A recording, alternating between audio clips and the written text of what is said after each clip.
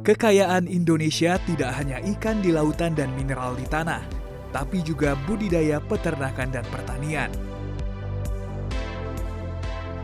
Salah satu yang menjadi harta karun bernilai tinggi adalah sarang burung walet.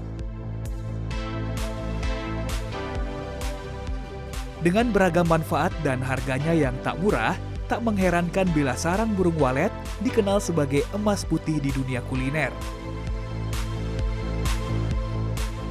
Besarnya permintaan sarang burung walet di dunia membuat komoditas yang satu ini memiliki potensi ekspor yang amat besar.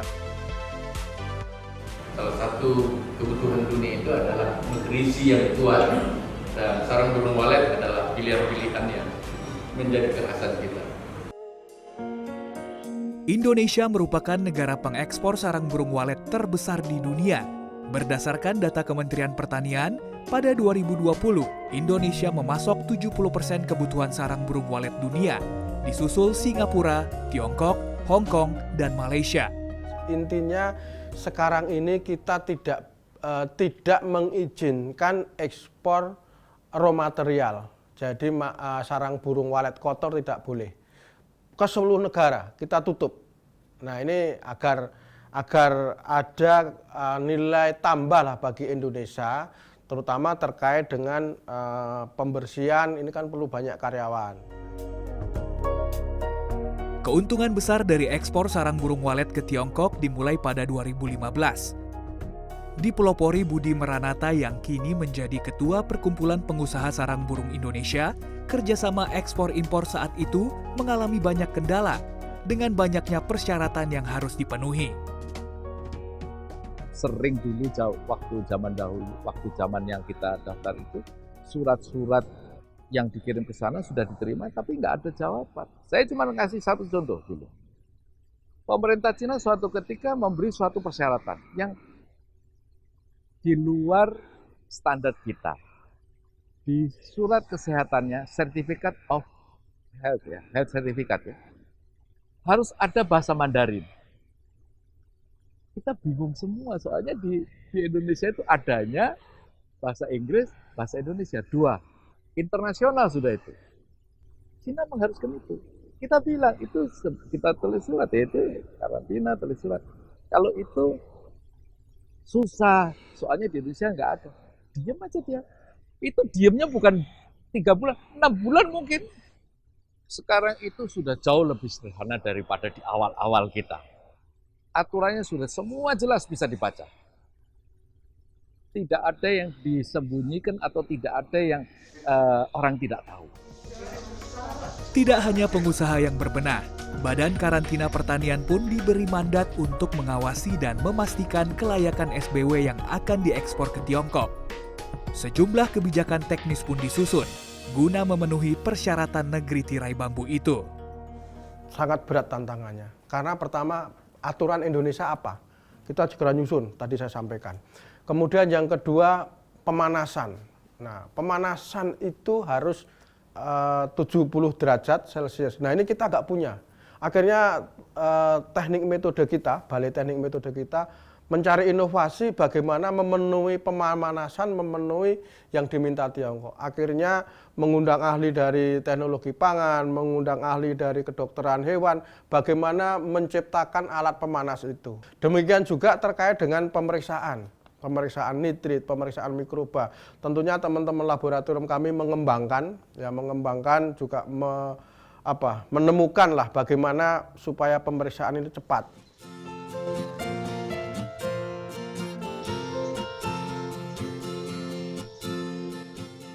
Lambat laun, kerjasama ekspor SBW Indonesia ke Tiongkok semakin berkembang pesat. Selama pandemi, data IKFAS Badan Karantina Pertanian menunjukkan jumlah ekspor sarang burung walet mencapai 1.155 ton dengan nilai hampir 30 triliun rupiah. Jumlah ini meningkat 2,13% dibanding 2019, yakni 1.131 ton dengan nilai 28,3 triliun rupiah. Pada 2020, Tiongkok menjadi importir terbesar sarang burung walet Indonesia dengan jumlah 262 ton atau 23% dari total produksi dalam negeri. Hingga saat ini, Tiongkok memang menjadi negara incaran banyak eksportir sarang burung walet tanah air karena harga jualnya yang tinggi, berkisar 25 juta hingga 40 juta rupiah per kilogram. Berkali-kali lipat dibandingkan harga di negara lain di dunia yang berkisar 6 juta hingga 10 juta rupiah per kilogram.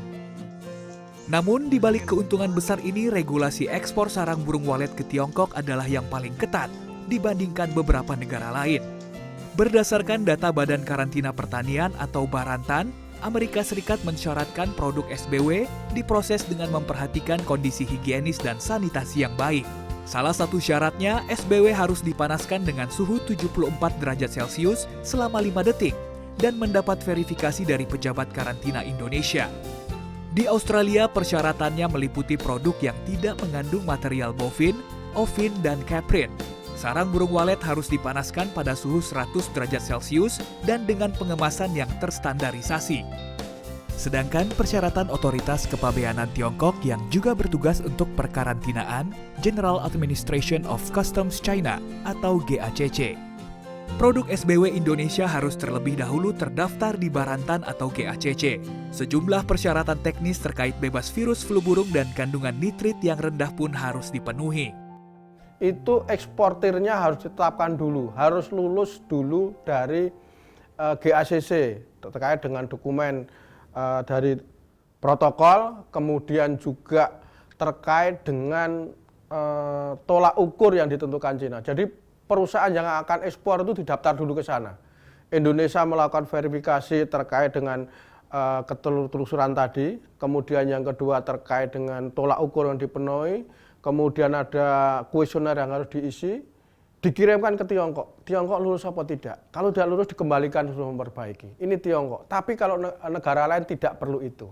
Hanya terkait dengan barangnya sehat, cemaran bakterinya bisa diminimalkan, itu diterima. Kalau Tiongkok perusahaan dulu terdaftar. Jadi itu bedanya. Untuk mengakomodasi dan memastikan mutu sarang burung walet Indonesia di masa pandemi, Badan Karantina Pertanian pun ditunjuk GACC sebagai fasilitator atau perpanjangan tangan untuk memverifikasi kelayakan dan standarisasi protokol bagi perusahaan eksportir sarang burung walet di Indonesia. Cina kan minta dikirim videonya terkait dengan rumah processing. Jadi kita harus mengirim videonya ke sana karena GACC sementara ini COVID tidak melakukan audit di Indonesia. Jadi dengan melihat dokumennya, dengan melihat video processing, dia akan menilai di situ. Kalau dirasa kurang, dia akan melakukan Zoom dengan perusahaan itu, dengan kami tentunya akan melihat langsung dari negaranya. Nah ini kan yang sangat sulit ini, tidak mudah karena yang menentukan finalnya adalah GACC Tiongkok. Ya, kalau kami begitu sudah memenuhi itu kami kirim, tapi kan Tiongkok bisa menolak dengan catatan-catatan. Nah, seperti yang 12 perusahaan itu sudah kita berusaha kita penuhi lengkapi, diaudit di Indonesia, minta tambahan lagi kita kirim, ternyata 12 perusahaan suruh mengulangi lagi. Nah ini kan tidak mudah ke Tiongkok ini. Asosiasi Pengusaha Sarang Burung Walet juga berharap agar pelaku usaha walet bisa mengikuti tiap protokol yang disyaratkan GACC Tiongkok dan tidak takut untuk meningkatkan kemampuannya. Karena Indonesia terus dibayang-bayangi eksportir negara lain di peta walet global. Kalau memang ada keinginan masuk ke China, ya harus standar itu dipatuhi. Dan bukan cuma Indonesia, Malaysia juga ada puluhan yang sudah ekspor ke China. Thailand, Vietnam. Ini kan kita bukan hidup di planet terpisah, kan menjadi satu. Ya sudah bumi ini ya sudah itu aja kira-kira ya. Saat ini tercatat 23 eksportir yang telah disetujui GACC dan belasan eksportir baru tengah menunggu audit kelayakan ekspor yang disesuaikan peraturan pemerintah Tiongkok. Badan Karantina Pertanian terus mendorong peningkatan eksportasi SBW Indonesia dengan memberikan pendampingan teknis demi menjangkau standar kelayakan mutu global.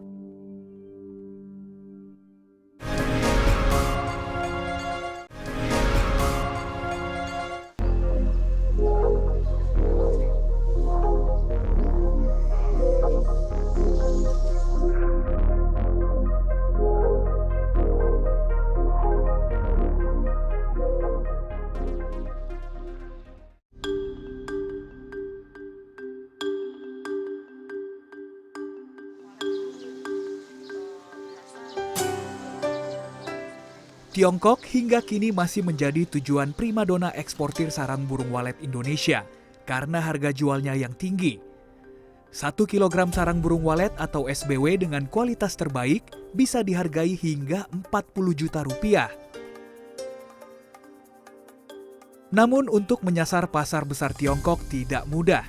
Tiap perusahaan yang ingin melakukan ekspor harus menerapkan kebijakan teknis yang sesuai dengan protokol yang disyaratkan Otoritas Kepabeanan Karantina Tiongkok atau GACC. Aturannya sudah semua jelas bisa dibaca. Tidak ada yang disembunyikan atau tidak ada yang orang tidak tahu. Semuanya tahu. Ikutin aja persis seperti apa yang diminta. Kalau sekarang ada 200-300 prosesor. Dan sekarang lulus 13, nambah lagi mungkin nggak tahu 8 atau berapa. Silakan aja. Mau nambah 10 lagi silakan aja. Tapi mereka harus di-upgrade kemampuannya sesuai dengan standar internasional. China memegang standar internasional, mungkin lebih ketat dikit gitu loh. Tapi itu kan semuanya sudah begitu. Tidak bisa kita bilang begini, pokoknya saya mau seperti yang saya mau. Loh, jadi nanti berantakan. Salah satu upayanya, para eksportir dan asosiasi produk sarang burung walet harus memiliki sistem ketelusuran yang baik. Sehingga isu food safety bisa ditekan seminimal mungkin dan memudahkan penelusuran bila sewaktu-waktu terjadi penarikan kembali produk. Penyakit dia di protokol sudah bunyi, apabila Indonesia terjadi outbreak penyakit, dia akan menutup. Ya.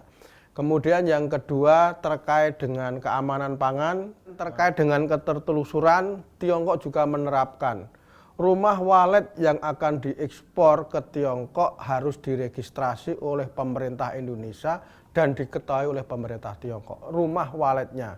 Kemudian yang kedua rumah processingnya untuk memproses walet juga harus teregistrasi oleh pemerintah Indonesia dan disampaikan kepada Tiongkok.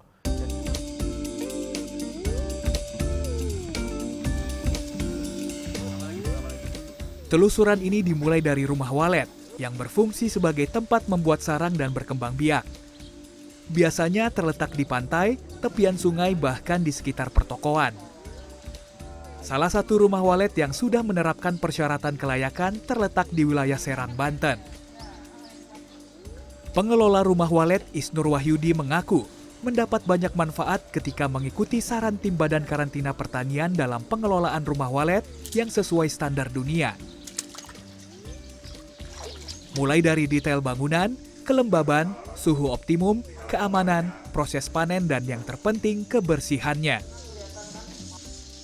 Persyaratan khusus dari karantina Cina itu kandungan nitritnya harus rendah. Jadi kita usahakan itu panen itu sebelum telur menetas. Dan kita sisain 20%, itu mau tidak mau akan menjadi istilahnya sarangnya kita ambil setelah burungnya terbang. Saat ini produksi rumah walet yang dibangun sejak 2004 ini bisa panen sarang burung 7 hingga 8 kali dalam setahun dengan jumlah produksi 1 hingga 3 ton. Sejumlah metode yang didapat Isnur dari tim Kementerian Pertanian terus diterapkan demi meningkatkan jumlah produksi. Kini keuntungan yang ia dapat berlipat karena produksinya terserap maksimal dan lolos ekspor hingga ke Tiongkok. Kalau walet itu kan padat mudah dan istilahnya itu kan pemberian dari atas. Katakanlah kita nggak ngasih makan, mereka datang. Ada juga yang kita pelihara sampai bertahun-tahun, banyak sekali rumah walet itu yang kosong. Pepesan kosong banyak sekali. Jadi kita pakai metode istilahnya yang kita pakai ini ya sudah produksi dengan baik gitu.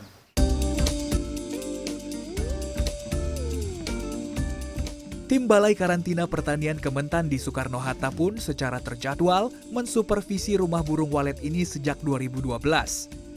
Monitoring dilakukan guna memastikan protokol yang disyaratkan terus dijalankan dan verifikasi kelayakan ekspor khususnya ke Tiongkok dapat diberikan. Tiongkok itu mempersyaratkan sarang walet yang diekspor dari Indonesia itu tertelusur sampai sumber daya alamnya, jadi sampai rumah waletnya. Jadi persyaratan rumah walet itu berdasarkan apa yang sudah ditetapkan oleh Tiongkok, seperti itu ya. Pastinya kami di desinfeksi dan sanitasi. Untuk sanitasi sendiri antara lain adalah tersedianya food dipping. Jadi terus kemudian wastafel untuk cuci tangan. Kemudian sumber air bersih pada rumah walet itu sendiri. Kemudian untuk petugasnya atau orang yang masuk ke rumah walet itu sendiri juga harus dilengkapi dengan APD, alat pelindung diri. Guna membantu pelaku usaha sarang burung walet, Badan Karantina Pertanian juga menyiapkan infrastruktur lain, salah satunya aplikasi online APIKH guna mempermudah proses ekspor dan pendataan dokumen. Registrasi kami lakukan melalui sistem APIKH, aplikasi penilaian instalasi karantina hewan. Jadi memang ada satu sistem online, jadi pemilik rumah walet bisa mendaftarkan di situ.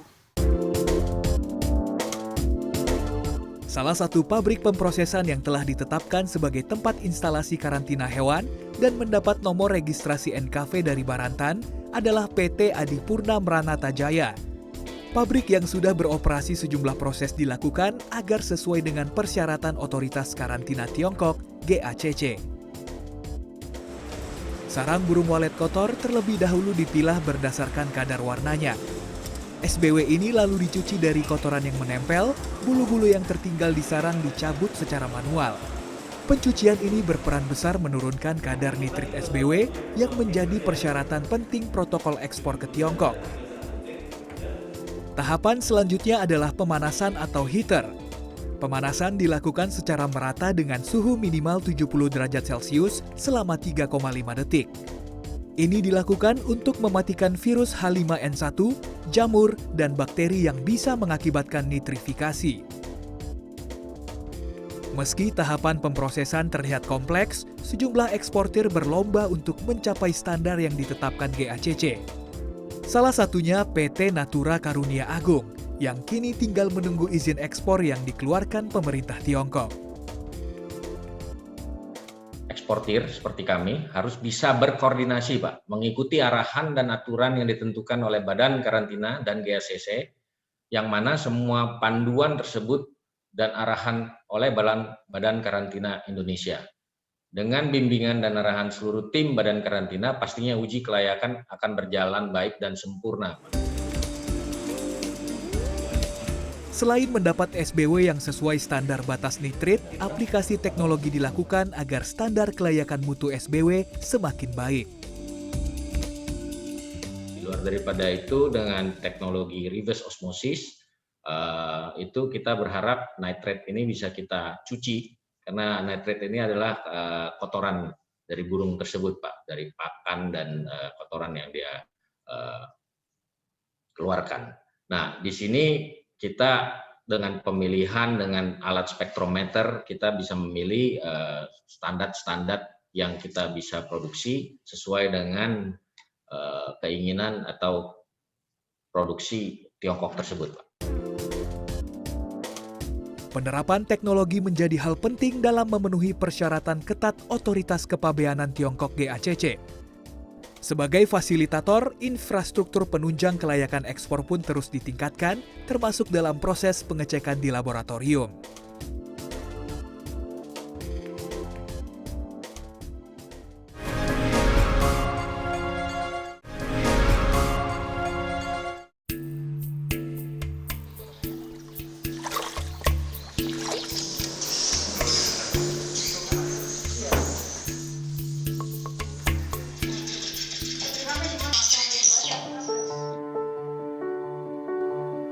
Pelaku usaha walet Indonesia yang memiliki minat mengekspor produknya ke Tiongkok terus berbenah, mengikuti tiap protokol yang disyaratkan pemerintah Tiongkok untuk mencapai kualitas produk ekspor.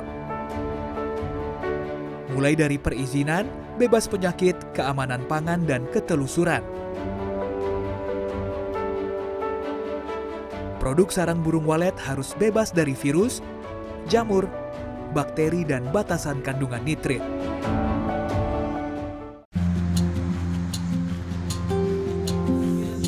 Dengan terpenuhinya semua regulasi ini, diharapkan SBW Indonesia dapat dengan mudah masuk pasar Tiongkok. Dan untuk mencapai ini semua, Badan Karantina Pertanian atau Barantan memiliki sejumlah instrumen. Salah satunya Balai Besar Uji Standar Karantina Pertanian atau BBUSKP. Terletak di wilayah Rawamangun, Jakarta Timur, saat ini BBUSKP menjadi satu-satunya laboratorium pengecekan sarang burung walet yang mendapat rekomendasi GACC Tiongkok. Hasil pengecekan di laboratorium ini dinyatakan valid sebagai tolak ukur tercapainya standar mutu yang diharapkan.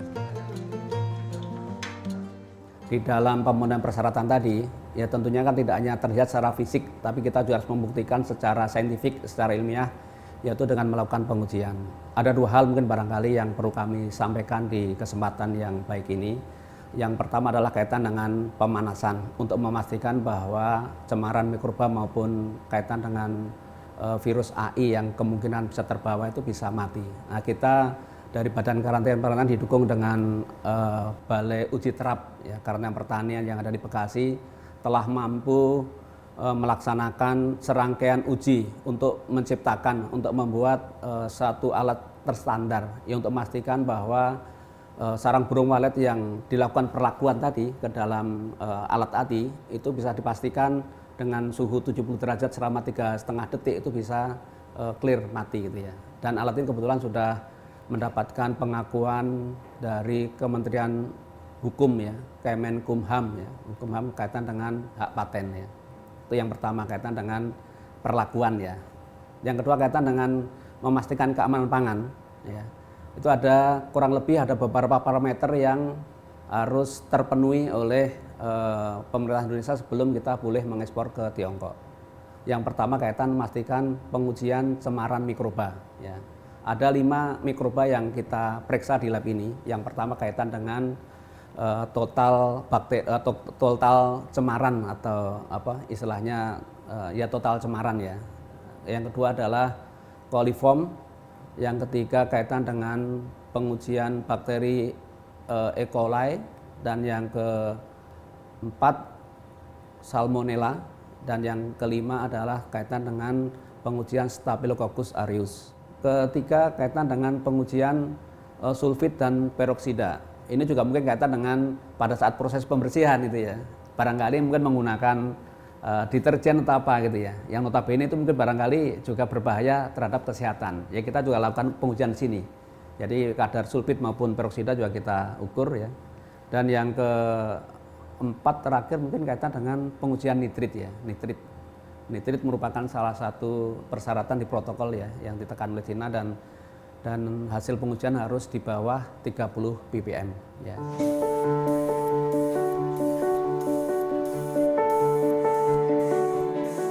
Pusat pengecekan sampel sarang burung walet di Indonesia ini juga sudah mendapat akreditasi Badan Pengaturan Standar Internasional atau ISO terkait sistem mutu laboratorium dan anti penyuapan. Berperan sebagai fasilitator pertanian pada perdagangan di pasar global, Barantan bertugas untuk memberikan pendampingan teknis ke pelaku usaha sarang burung walet. Badan Karantina Pertanian atau Barantan terus memfasilitasi dan mendorong bertambahnya ekspor sarang burung walet Indonesia ke pasar dunia, sekaligus menambah kapasitas jumlah produksinya. Semua negara yang ekspor itu sarang burung walet pasti terdata di kami. Ada sertifikatnya. Kalau tidak ada sertifikatnya pasti akan ditolak di negara tujuan. Kenapa dibilang ilegal? Karena Malaysia, Vietnam ini setelah dapat Indonesia, impor dari Indonesia dijual ke Tiongkok. Ya. Ini yang dibilang ilegalnya seperti itu, bukan Indonesia ke Tiongkok. Padahal Indonesia melalui negara ketiga, ya, melalui negara ketiga ke Malaysia, ke Vietnam, Singapura, dia jual lagi ke Tiongkok. Sebetulnya kalau di sisi kami tidak ada ilegal.